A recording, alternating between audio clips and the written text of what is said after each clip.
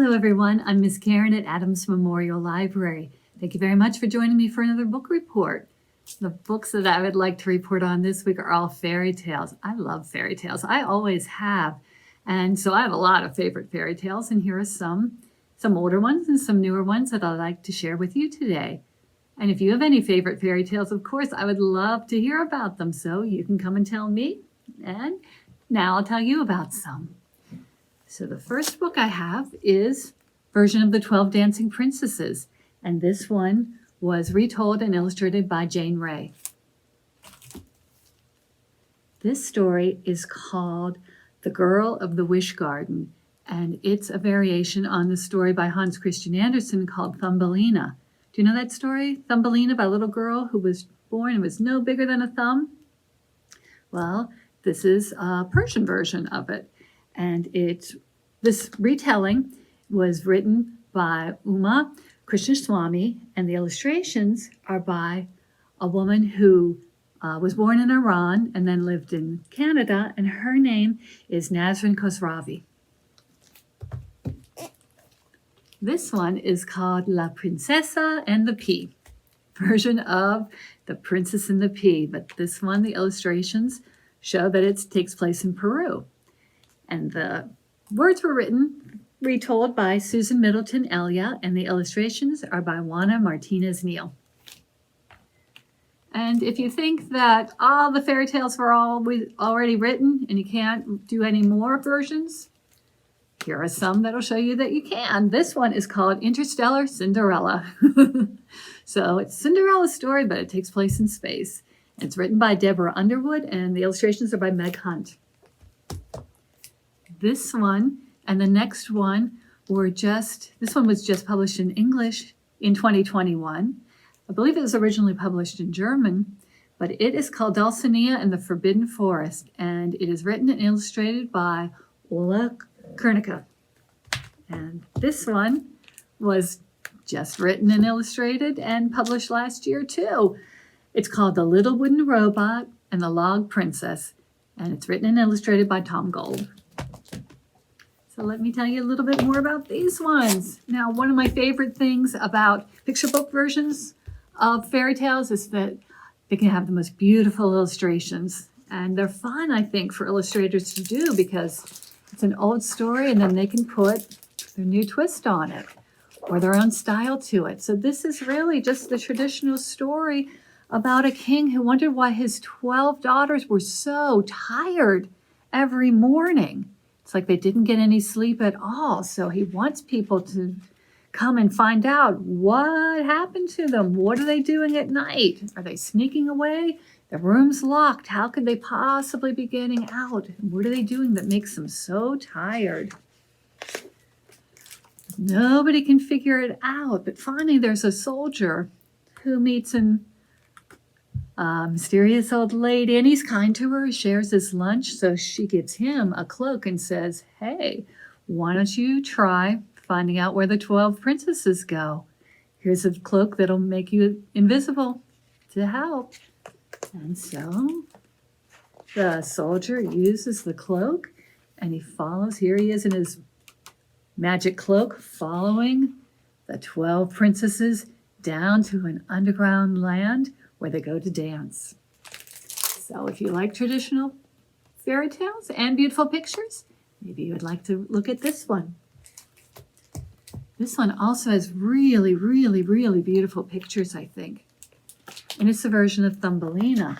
And I like the story of Thumbelina, but I have to say I like this one even better because the illustrations are gorgeous. And also in this story, Lena, the little girl who's no bigger than a thumb, kind of solves her own problems and things instead of things just happening to her like they kind of do in the original story. In this one, she thinks, she sings songs to get somebody to help her or to make something happen. And I really, really like that. But again, I think the illustrations are just beautiful. And in this case, I believe that Krishnaswami saw the pictures first and then wrote the story to go with it. She knew that it was a version of Thumbelina, And so she wrote her own updated version. And I really like both the words and the pictures of this story. So you might like it too. And this one, The Princess and the Pea, is also written by Hans Christian Andersen originally. Do you know that story? How you can tell a real princess, because you can put 20 mattresses on top of her, but if there is a pea, just a tiny little pea underneath, she will feel it. And the queen in the story wants nothing but the best for her son, the prince, so she thinks only a real princess will do. So the queen is not sure about this person. She might be a princess, but I don't know. Maybe she's not. But the prince is a very nice man, and he just wants a nice woman to love. So the queen, though, she's got really high standards. So that's why she's going to set up this whole trick with mattresses upon mattresses upon mattresses upon mattresses.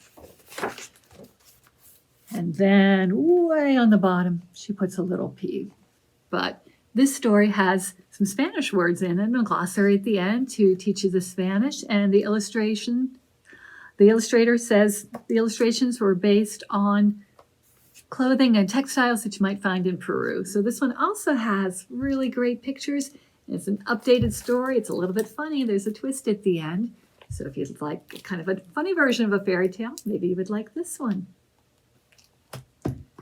And this one too, if you like different twists on your fairy tales, this one could be for you. Interstellar Cinderella, what she really wants to do. She doesn't really care about marrying a prince, but she really, really, really, really would love to be able to fix spaceships. That's what she wants to do.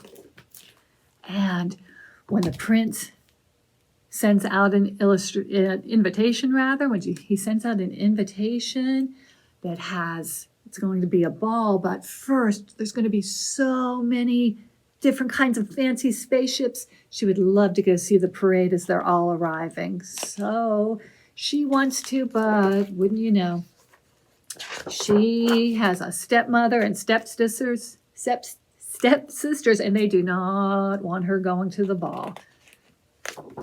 So they take her toolkit, they go off in their spaceship, but luckily her robot mouse summons a robot fairy godmother. So you can see what happens if she makes it to the ball or not in this story. Now, I think it's really hard to write a fairy tale. I think it must be, but these next two people did it so well. This story about Dulcinea and the Forbidden Forest. The forest is forbidden. Her father tells her not to go there because there is a scary witch in that forest. But when it's Dulcinea's birthday and they forgot to buy blueberries for her blueberry pancakes for her breakfast, the father thinks, well, maybe just this once he can go into the forest. Maybe he won't see the witch. But, oh no, who catches him picking the blueberries but? Yes, the witch. And she turns him into a tree. Oh no. So Dulcinea waits and waits and waits and waits for her father to come back. But finally she goes to look for him and oh no, she sees right away her beloved father has been turned into a tree. Well, she has to help her father. So she takes her faithful duck companion and she keeps going into the woods until she comes to the castle of the witch. I don't know, the witch is very powerful, but fortunately Dulcinea is very smart. So you can read this story and find out what happens when Dulcinea meets the witch, and she can turn her father back into her dad again and not a tree, especially before a woodcutter comes and chops him down. So actually in this story, the little wooden robot and the log princess, it also involved some wood. It starts out kind of traditionally where there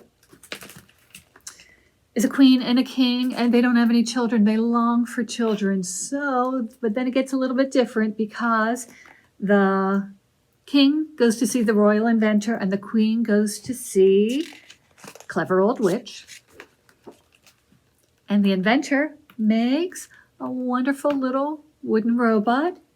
And the witch, from a log, makes a beautiful log princess. And the family is so happy. There's just a couple of little quirky things about the children, but one of them for the princess is when she falls asleep, she turns back into a log. And in the morning, somebody has to wake her up by saying, "Awake, little log, awake." And it's usually her brother who does that. But one morning, a circus comes by the kingdom and goes by the castle, and he's so excited that he runs down to see, but then he thinks, "Oh, I've got to get my sister. She would love to see this too."